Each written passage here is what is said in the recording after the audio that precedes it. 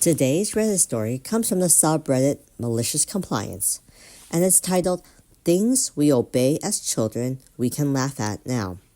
Sometimes as children, we find ourselves in a bathroom crisis.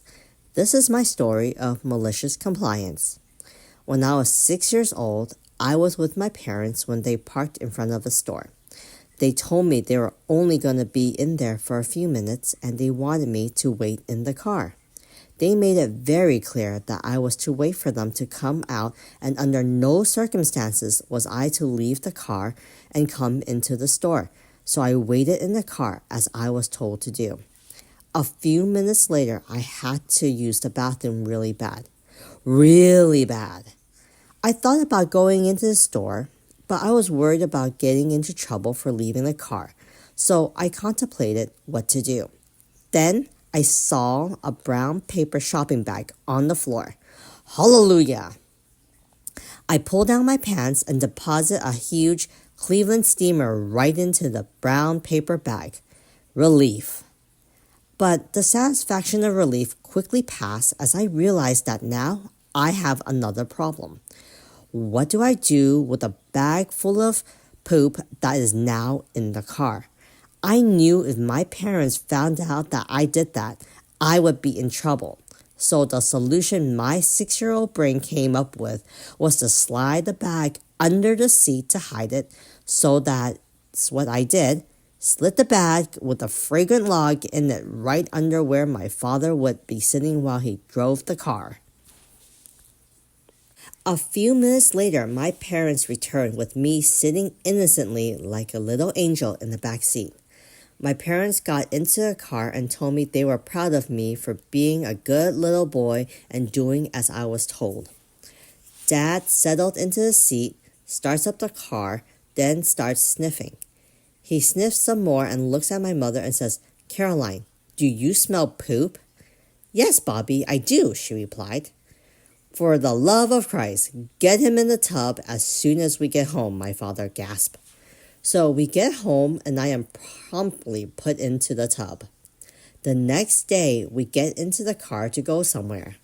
My father just gets settled into his seat, then looks at my mother and says, "Jesus Christ, Caroline, I thought you said you washed him yesterday."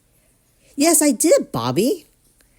"Well, you didn't do a very good effing job then, because he effing smells like a ripe effing house in a GD heat wave." "Shut up, Bobby. I'll wash him again when we get back home." So we went about our business as the smell in the car was intense and unbearable. We had all 4 windows down, but the July heat kept things good and pungent. We finally get back home after being accompanied by a constant chorus of foul language coming from my father. Back into the tub I go. My mother cleaned me extra good and really scrubbed my bum. I leave the tub clean as a whistle, not a hint or a mere sniff of poop smell. Problem solved. The next time we get into the car, we were going to pick my grandmother up to take her somewhere. My father settles into his seat, starts the car up. A few seconds later, he slams his fist down onto the dash, looked at my mother and roars, "I still smell poop. I still smell effing poop." "Bobby, calm down.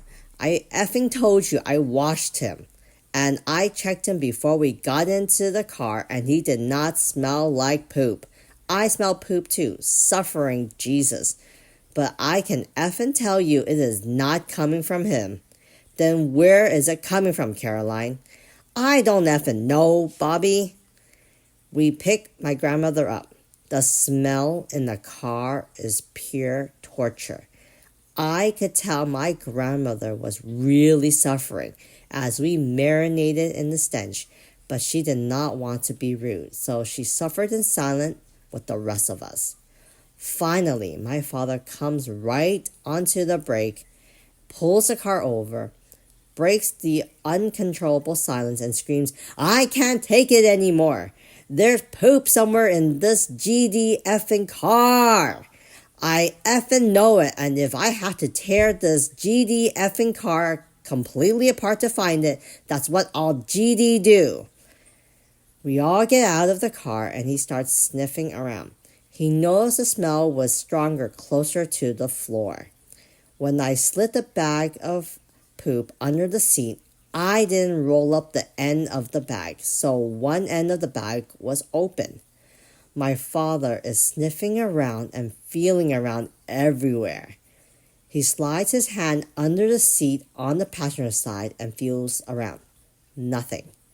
He slides his hand under the seat on the driver's side and feels around and something. Something soft and squishy. As he was feeling around under the seat, he slid his hand right into the open side of the bag.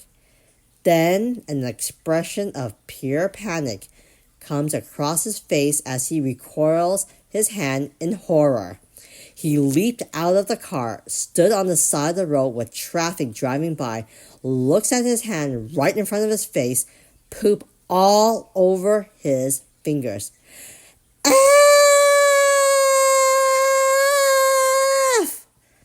After a very sound louding at, I did indeed survive and live to tell this bathroom emergency story and laugh about it years later. Oh my God.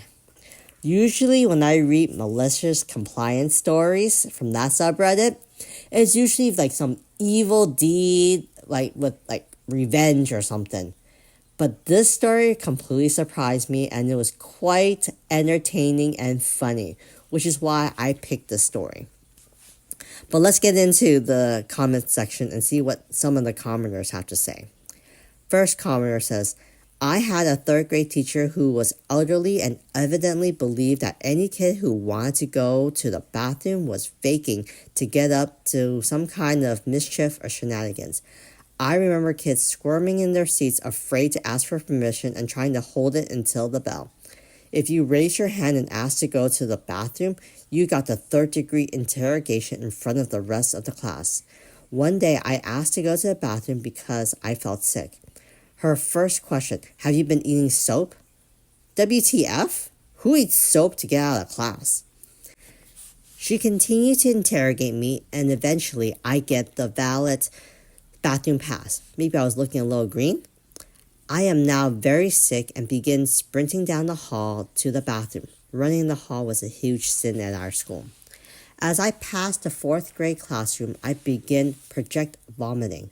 My cousin, who was in the class, said it was quite spectacle. I puked a long trail of vomit all the way to the bathroom. The janitor was not happy. Another commenter shared her story. I remember a story from when I was in first grade. It was like May or June in Arizona, so pretty toasty. Playing outside in that heat brings out powerful thirst, which does not help a 6 or 7-year-old bladder at all. Particularly, several kids had to go after lunch, and the teacher got tired of the interruptions and finally said to the class of 6 and 7-year-olds that nobody was allowed to ask for the bathroom again. This was also in the late 70s, so school spankings were still a thing, and our teacher had followed suit, so we were all scared when he got upset. Unfortunately, poor Ruthie didn't make the cutoff. Shortly after, I hear her trying to keep her crying quiet, and when I looked over, there was a definite puddle on and under her chair, and soon after, the teacher heard her crying and discovered his mistake. He took her to the office and cleaned up the mess while we all watched. I don't know what happened as a result, but I can't imagine it went well for him. Exactly. Another commenter shares a story. When I was in first grade, I had a teacher who wouldn't let me go to the bathroom. I ended up pissing myself in front of her. I think she got fired for it. Then in 5th grade, I was sitting near the window and my lunch didn't agree with me, so I ended up getting more and more nauseous. I asked her 3 times to go to the nurse, and I got up because I was about to puke, and I figured throwing up in class was worse than whatever punishment I get for running out. But my teacher stood in the way. Where do you think you're going? I opened my mouth to reply and threw up on her brand new white shoes. I barely remember the story, but I had classmates and a teacher friend recount it to me as true. I got to go home. She had to wear vomit-covered shoes for the last 3 hours of the day. The OP responds, I wonder if anyone asked her where she got the cool tie-dye shoes from. I like this OP. He has a sense of humor. So, what do you guys think of this story? Like I said, I find this story really funny. Like I mentioned before, usually malicious compliance stories is usually like a revenge or something bad and evil that the OP would have to comply to. But in this case, it's quite a funny and entertaining story. I would love to hear what you guys thought of the story, and if you have any story that's similar to the OP, please leave it in the comment and continue to like and subscribe if you like these types of story. I'll talk to you later.